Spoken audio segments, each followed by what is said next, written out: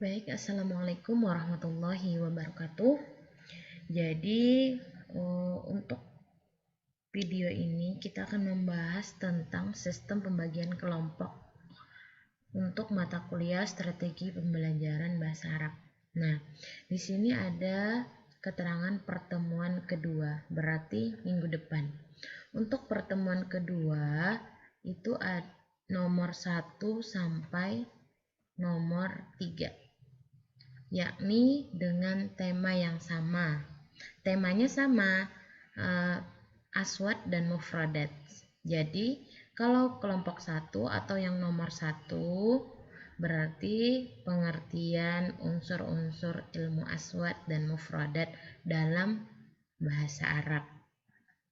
Yang kedua, tujuan dari pembelajaran unsur-unsur bahasa Arab. Yang ketiga, strategi yang digunakan. Apa bedanya nomor 1, nomor 2, dan nomor 3? Bedanya adalah di jenjang pendidikannya.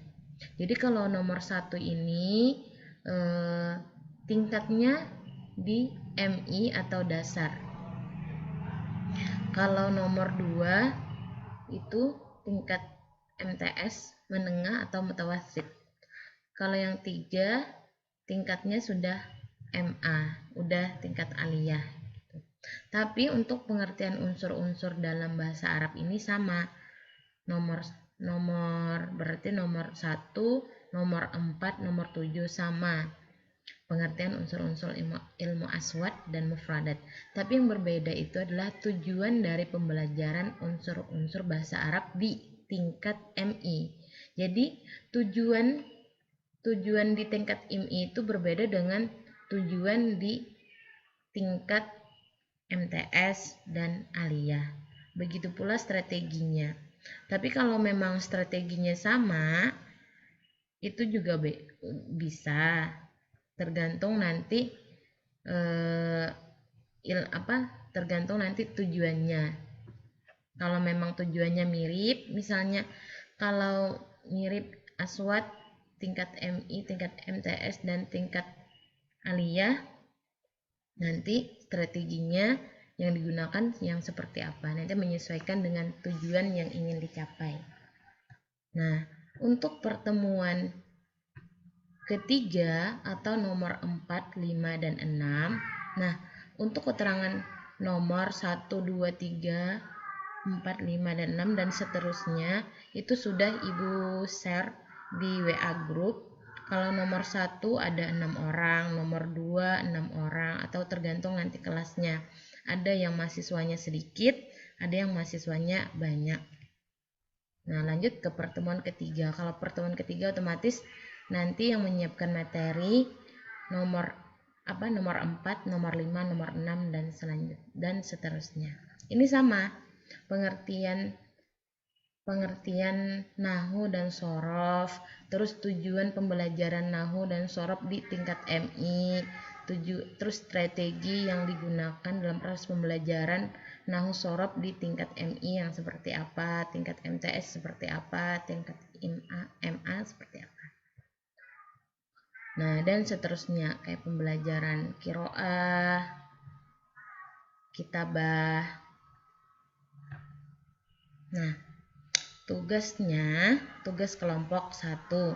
Setiap kelompok wajib membuat makalah dengan catatan makalah yang diambil dari buku atau dari manapun harus menyertakan catatan kaki. Jadi nanti adik-adik kalau buat makalahnya, misalnya dari bukunya ada buku siapa gitu. Kalau misalnya dari artikelnya artikel siapa. Kalau dari internet juga boleh. Kalau misal uangnya belum cukup beli buku, nggak apa-apa dari internet. Yang penting datanya itu benar-benar valid dan bisa dipercaya. Terus tugas yang kedua, kemudian isi makalah dibuat PPT dengan artian ringkasan dari isi makalah. Jadi nanti makalahnya dituangkan dalam bentuk PPT yang akan disampaikan kepada teman-teman. Terus yang ketiga, PPT akan diupload ke akun YouTube kalau Kalau belum bisa, nanti dikonsultasikan dengan dosen. Nanti misalnya, Bu, saya belum bisa membuat PPT atau PPT dirubah ke video kemudian diupload di YouTube. Itu nanti konsultasikan dengan saya. Nah, adapun tugas individu, jadi setiap mahasiswa itu wajib punya buku catatan. Buku catatannya kalau bisa yang murah-murah saja, misalnya harga Rp3.000, nggak apa-apa, yang penting bisa buat catatan-catatan gitu. Nggak apa, tidak bercampur dengan mata kuliah yang lainnya. Terus, buku catatan berisikan risuman terkait materi yang telah disampaikan oleh temannya. Jadi, kelompok nomor 1, nomor 2, nomor 3 itu harus semuanya punya buku catatan gitu. Harus semuanya. Nah, buku catatan yang berisikan risuman itu untuk apa? Untuk apa?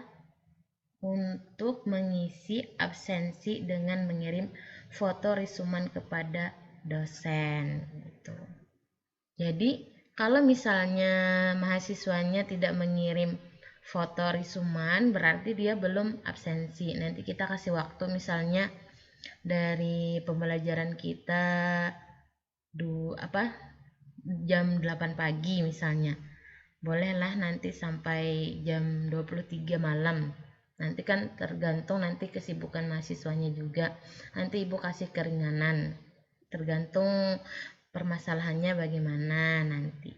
Bu belum sempat ini buka YouTube-nya, Bu belum sempat beli paketnya. Nanti kita diskusikan lagi bagaimana enaknya. Nah, bonusnya semua mahasiswa dapat file untuk strategi pembelajaran bahasa Arab di semua jenjang. Nah, sehingga waktu PKL atau KKN mudah mencari bahan untuk praktek di sekolah. Soalnya kalau kita sudah di sekolah nanti dikasih oleh guru, misalnya guru pamongnya. Ini nanti kamu ngajar ini materinya ini. Nanti kan mahasiswa bingung strateginya apa ya. Nanti bisa dicari di file yang telah kita kumpulkan gitu. Atau bahkan dijadikan bahan untuk skripsi. Jadi kalau kita sudah punya filenya, strategi pembelajaran bahasa Arab ini itu, ini misalnya macam-macam, sudah sumbernya juga valid, kita bisa pakai atau ambil dari file itu. Jadi tidak perlu mengetik banyak, tinggal baca boleh. Ya, mungkin itu dari penjelasan Ibu terkait sistem pembagian kelompok. Untuk nomor 1, 2, 3 dan seterusnya sampai nomor 18 insya Allah itu kan sudah Ibu bagi di WA grup WA, nama-namanya siapa-siapa gitu. Nah, sekian dari Ibu, salah hilaf mohon maaf. Wabillahi taufiq wal hidayah. Wassalamualaikum warahmatullahi wabarakatuh.